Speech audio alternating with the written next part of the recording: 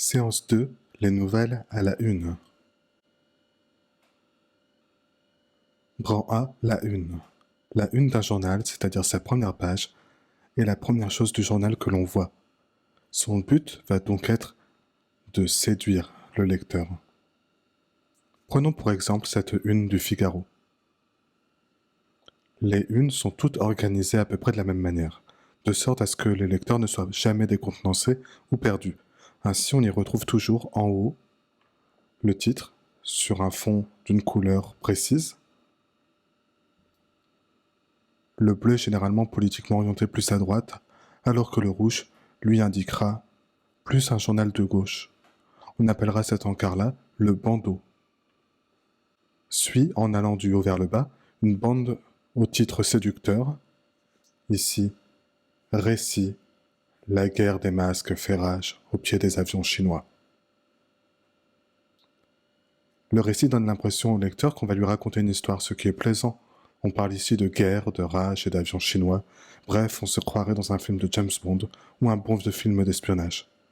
Tout cela sur un fond gris, c'est le sol du journal. Il attire forcément le regard, il doit donner envie d'ouvrir le journal pour y lire l'article en entier. Cette bande attirante s'appelle la manchette.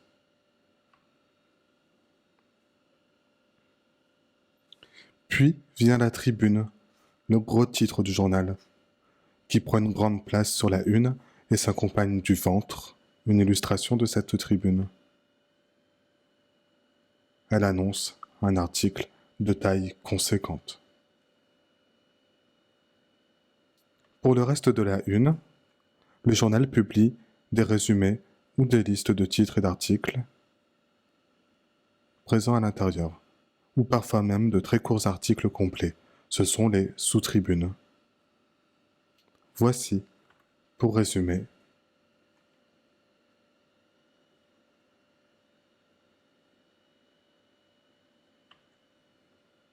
Grand B, l'article de presse.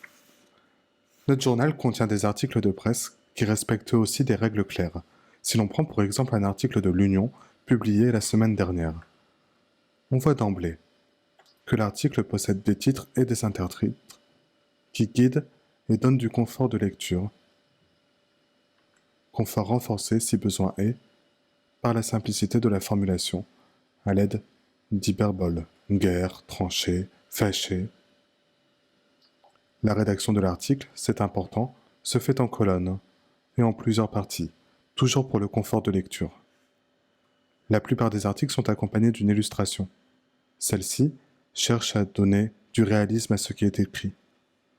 Les journalistes soit prennent une photo sur place, soit cherchent une image qui correspond à l'article dans une banque d'images libre de droit.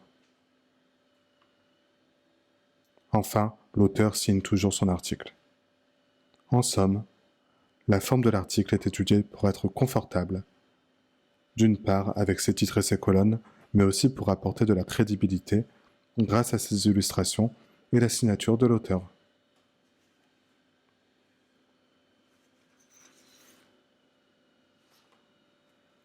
Nous allons nous intéresser plus avant à la rédaction de l'article lui-même. Si vous ne l'avez pas lu, appuyez sur pause et téléchargez-le sur Moodle afin de le lire, sans quoi vous aurez du mal à suivre.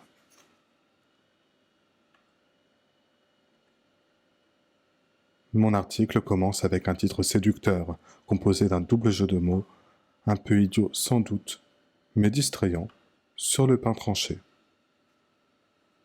Puis, dans une première partie, l'auteur va expliquer le thème de l'article, en somme répondre à la question de quoi parle-t-on.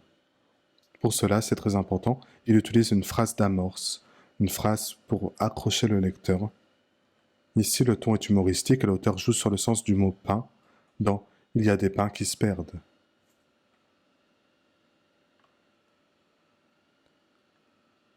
On remarque encore une fois l'utilisation d'intertitres pour le confort.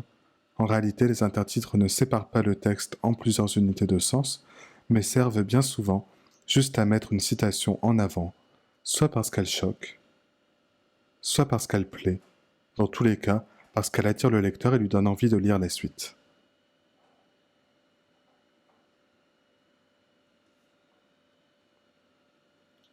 L'auteur développe son thème, et pour cela il fait appel à toutes les ressources à sa disposition en termes de débat et de preuves. Mais attention, on parle de preuves ici, mais ce ne sont pas des preuves scientifiques, ni même la vérité qu'on appelle preuve.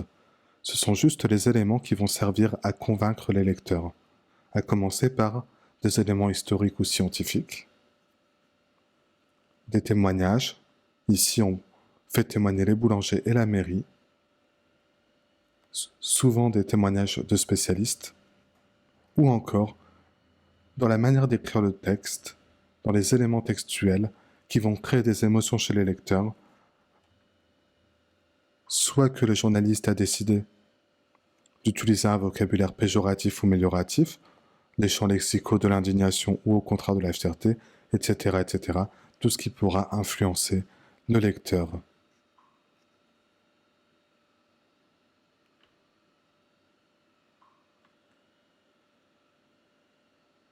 Bref, ici, la plupart des preuves sont des témoignages.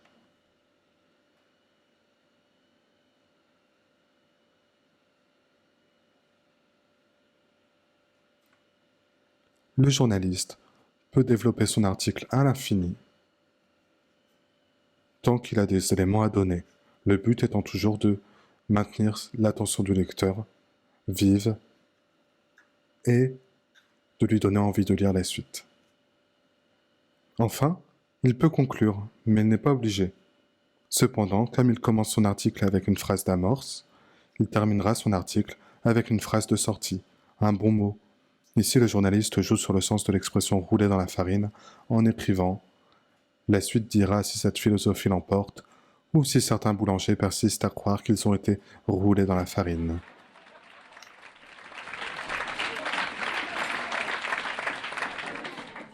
Ce qu'il va falloir que vous fassiez maintenant, c'est d'abord me poser des questions si besoin, et ensuite faire l'exercice sur les unes que vous trouverez sur Moodle. C'est un exercice assez simple, mais qui permet de se mettre les éléments de la une en mémoire.